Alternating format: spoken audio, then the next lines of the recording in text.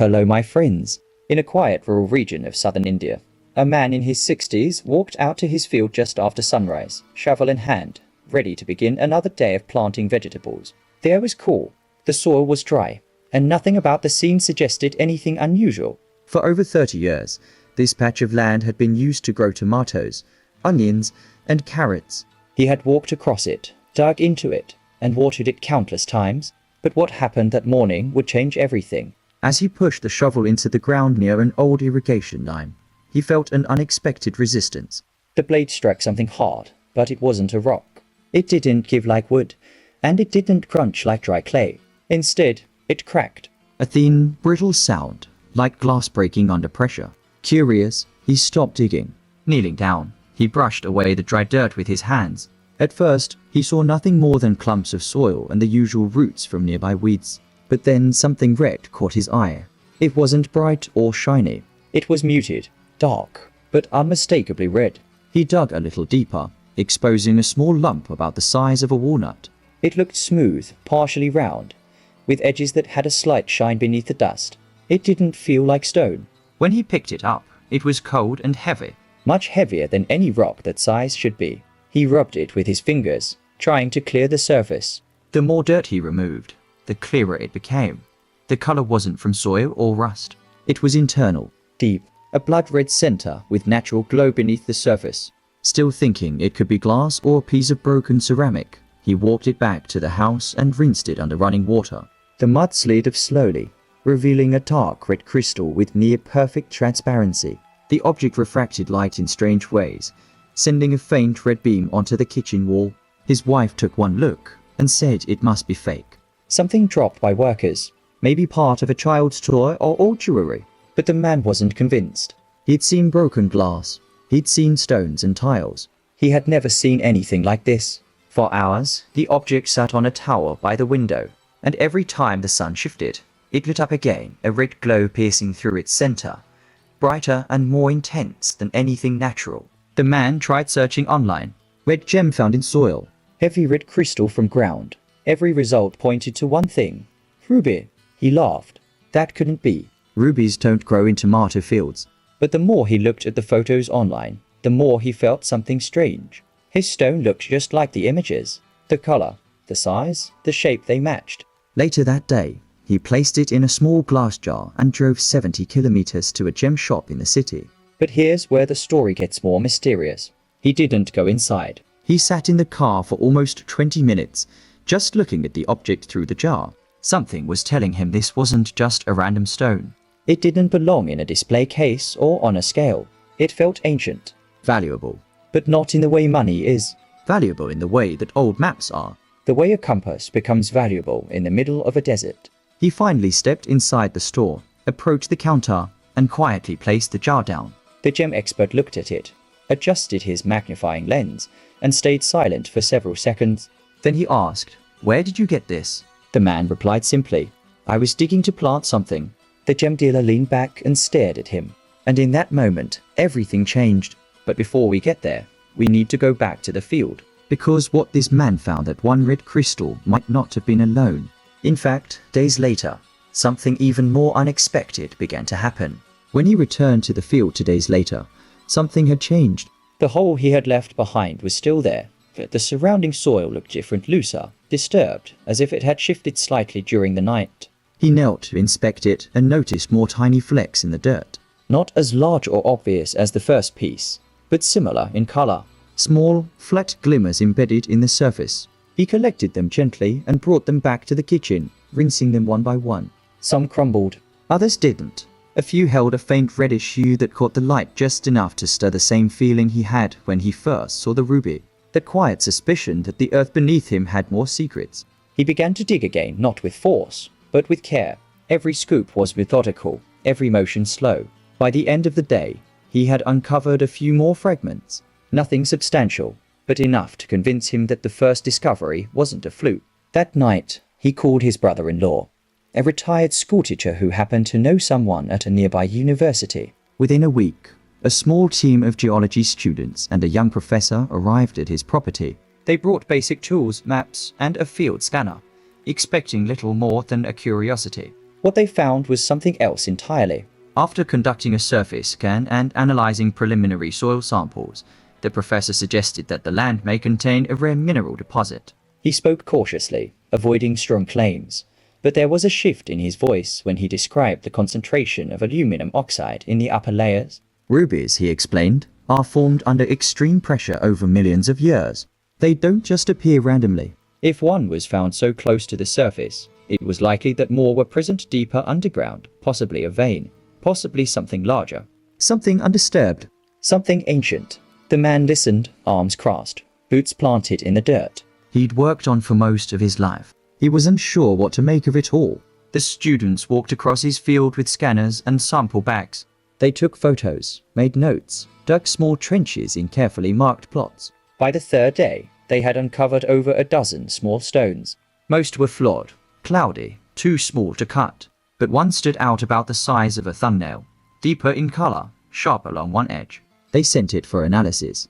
It came back natural, untreated, a ruby again. Word began to spread. A neighbor mentioned seeing men in uniforms walking the field. Another said they had seen a drone flying low over the barn. People stopped by asking innocent questions. The man kept his answers short. By now, he had already moved the first stone to a safety deposit box in the nearest city. He stopped telling people what he was finding, stopped digging near the original spot, but he couldn't help noticing that his land didn't look the same anymore. The field he had once walked blindly now looked like a map waiting to be read. The university team returned with better equipment and 2 hired geologists. They set up a temporary field station beside the barn. Metal poles with yellow flags marked a rectangular grid across the area where the first discoveries had been made. They drilled narrow cores every few meters, pulling up columns of soil and rock, each one stored in labeled plastic tubes. They worked for hours under the sun, stopping only when it set, cataloging every piece, every layer, every mineral trace they could find. After a week of analysis, they found what they were looking for. A section of metamorphic rock dense, fine-grained, rich in corundum. It ran at an angle beneath the field, stretching for what appeared to be at least 20 meters in each direction. Traces of chromium were present throughout, giving the rock its deep red coloration. The geologists didn't use the word mine, but their tone shifted. They spoke of possibilities, of rights, of formal reports and survey permits. They asked if the man had ever registered mineral claims on his property. He hadn't. He had never thought to. That night, as floodlights lit the perimeter of the makeshift camp, the man stood by the edge of the trench and looked down into the dark ribbon of rock that had been sleeping beneath his crops. His shovel still leaned against the side of the barn. It had begun this entire chain of events with a single, accidental strike. And now, strangers were kneeling in his field wearing gloves and goggles, inspecting crystals the size of grains of rice with tweezers and lenses. He didn't know what to feel. There was excitement, yes, but also unease. The quiet simplicity of his life had been disturbed. He was no longer just a farmer. He was now, whether he liked it or not, the owner of a potential ruby deposit. And with that came questions, pressure, responsibility, but also the sense that the land he had known for decades was only now beginning to reveal its true worth. That night, lying awake in bed, he thought about everything he'd seen in the last 2 weeks. The jar in the bank, the scanner's soft beeps in the field, the red glow in the bottom of the trench. He wondered how deep it went, how far the vein stretched, and how much of his land was still holding onto things no one had ever seen. By the next morning, another truck arrived. This time, it wasn't from the university. 2 men stepped out wearing button shirts, one holding a metal clipboard, the other carrying a roll of survey maps and a satellite printout of the area. They introduced themselves as representatives of a private exploration firm based in Mumbai. According to them, the university's early soil reports had triggered a series of automated notifications tied to regional mineral mapping contracts. In less than 72 hours, the entire story had moved from a farmer's kitchen to the radar of corporate geologists. The men were polite but persistent.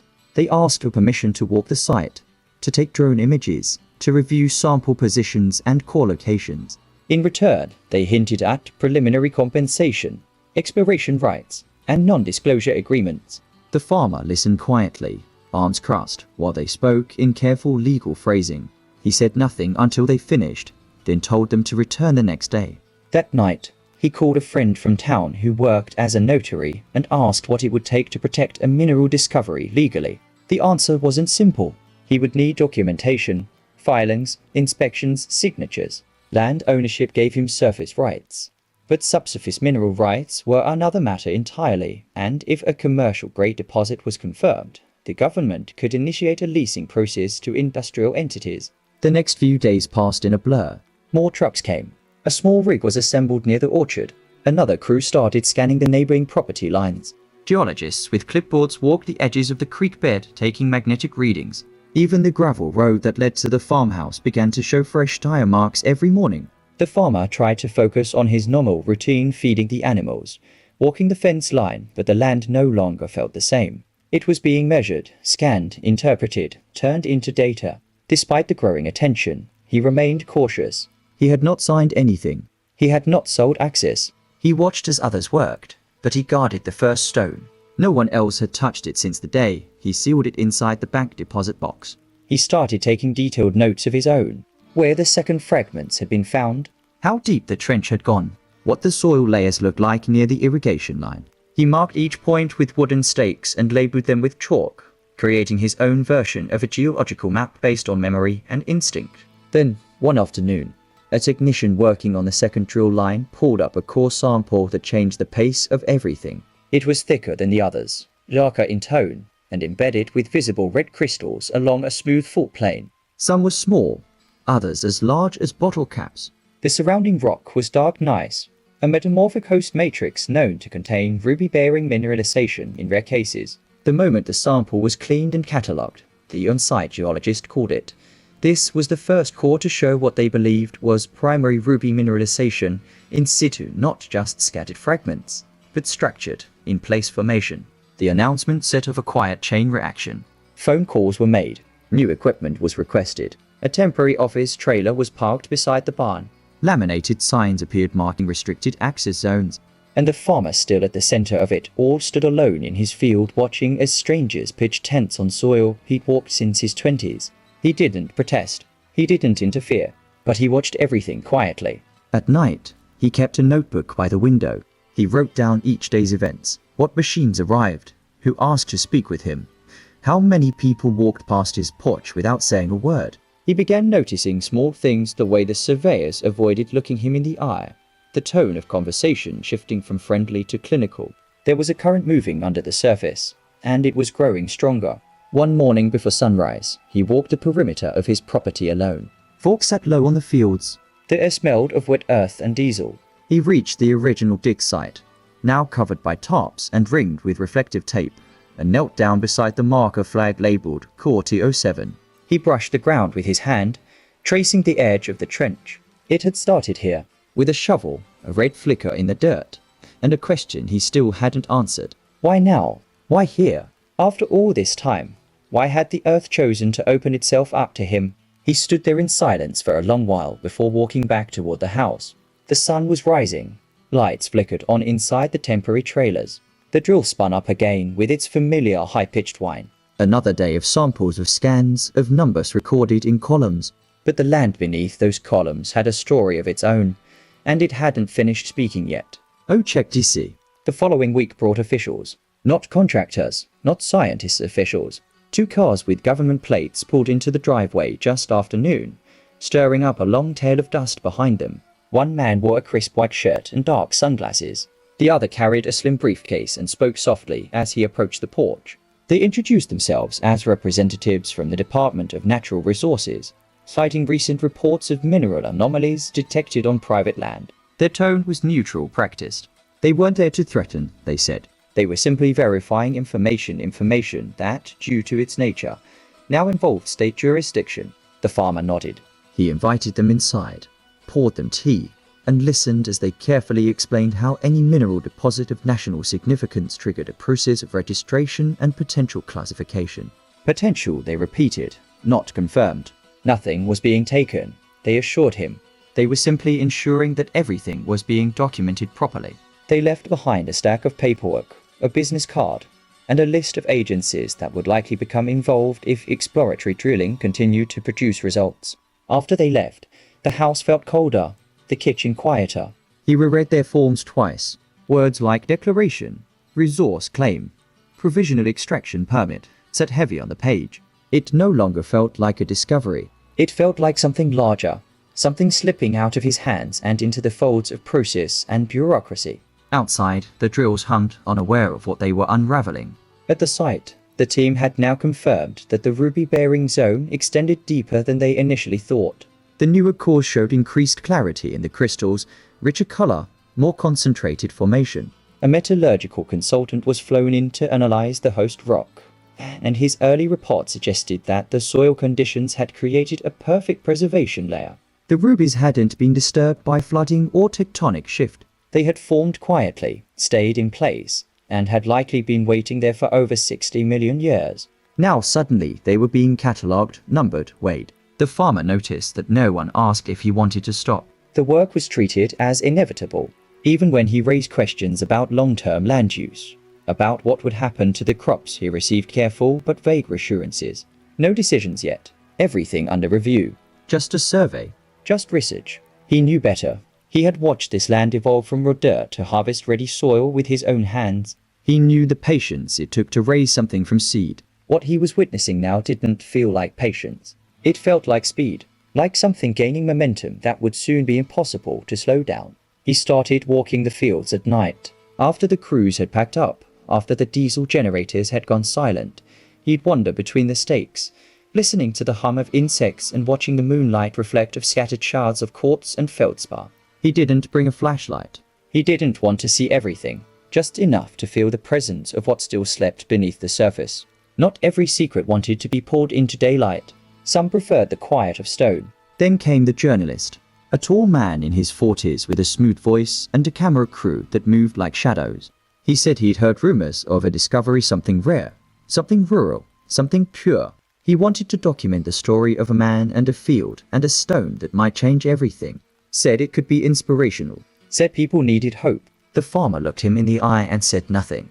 The crew stayed in town anyway, asking locals what they'd seen, trying to catch glimpses of the drilling rigs from the road. The man stopped answering his phone. That week, 2 more core samples came back with exceptionally high ruby content. One piece was so clear and vivid that the team called in an outside appraiser, who inspected the crystal and estimated its polish value to be in excess of $40,000 just for that single fragment. And it wasn't even the largest piece. The consultants started using new terms: commercial viability, strategic interest, multi-year yield potential. They weren't whispering anymore. The farmer began receiving letters. Some were offers typed, signed, sealed. Others were warnings. A neighbor mentioned a meeting in town where people were discussing what would happen if mining started. Property values, water runoff, road damage. It wasn't personal, they said. Just concern. Just logistics. He had lived among them for 3 decades. But now, he was the man with the stones. The man whose land might attract machines, fences, contracts inside his home. A second notebook was filling with dates, names, copies of reports. He was documenting everything. Each visit, each offer, each conversation. And yet, in all the noise, he still hadn't gone back to that first trench. He hadn't dug deeper, hadn't disturbed the soil beyond what the geologists had touched. The field was no longer his alone. It had become a surface to be read, a resource to be measured. But deep beneath the surface, the earth still held its own rhythms, its own silence. Crystal still grew in darkness. Stone still broke at its own pace. And somewhere, in a pocket of rock that had never known light, something red waited, something old, something untouched. He wondered if he would ever see it with his own eyes, or if it would be poured into the world by other hands, stripped, cut, traded, reduced to weight and clarity and carat and price. He closed his notebook and looked out the window. In the distance, the drilling rig spun up again, winding into the morning fog. The sound echoed through the field like a question waiting for an answer. The drilling stopped on a Thursday. No explanation, no formal announcement, just silence. The rigs were disassembled, the treelers locked, and by the following afternoon, the crew had vanished. The flags remained, flapping weakly in the wind like unanswered questions. The farmer stood near the edge of the trench, now covered with plastic and sandbags, and waited for someone to say something. But no one did. A week passed, then another. The equipment didn't return. The scientists stopped calling. Only a single envelope arrived, 1 page, stamped, dated. It contained a formal notification of a pending report, filed by the Geological Survey. stating that further activity was under review and that the land in question had been noted for long-term observation. No mention of rubies. No mention of value. Just observation. People in town stopped asking. The journalist never came back. The university team moved on to another project. But the field hadn't changed. The land still breathed beneath his boots. The furrows still curved in gentle arcs across the soil. The orchard still bloomed on the far edge of the property. And the irrigation line he'd repaired a dozen times still trickled just enough water to keep things alive. Yet something was different. Something permanent. He walked the edges every morning now, just after the sun broke over the ridge. Not to watch. Not to wait. Just to feel the silence. He knew where the core samples had been pulled, where the survey lines had ended. He had memorized the slope of the land, the depth of the red clay, the smell of broken gneiss in the cool morning air. He still carried the first stone in his memory like a photograph he could touch, heavy, cold, pulsing with that quiet fire from somewhere older than memory. He never spoke of the value, never chased another buyer. He stopped answering letters entirely. Sometimes he wondered if they had found more than they were ready to admit. If the silence had been a decision. If someone had marked a place on a map and then chosen to close the file. There were things like that in the world, findings that disappeared, discoveries that threatened to become too complicated. In time, the vegetation returned, the grid lines faded, the chalk markers washed away, the tops sagged and rotted, but the earth didn't forget. He could feel it, even when he wasn't looking. A certain weight in the ground, a kind of stillness that didn't belong to soil or rock, but to something deeper, something waiting. At night, he would sit by the window and write. Not reports, not records, just thoughts, memories, lines that felt like confessions to a world beneath his feet. He didn't know if anyone would ever dig there again, if the stone he found would ever be matched by another. But he had held it, felt it, watched it split sunlight like a blade through water. That was enough. The land had spoken once, briefly, clearly, and though the machines had gone silent and the voices had faded, he knew it could speak again, not to those who measured or drilled, or offered contracts, but to someone who listened, who knew how to feel weight in silence. Someone who understood that not all treasure rises fast, and not all discovery ends with a price. He looked down at his hands that had worked the same earth for 3 decades, calloused by tools, darkened by sun. He stood, stepped outside, and walked slowly across the field, not searching, not surveying, just walking. And somewhere beneath his steps, deeper than roots, deeper than history, the stone still waited, quiet, whole, undisturbed, and still burning red.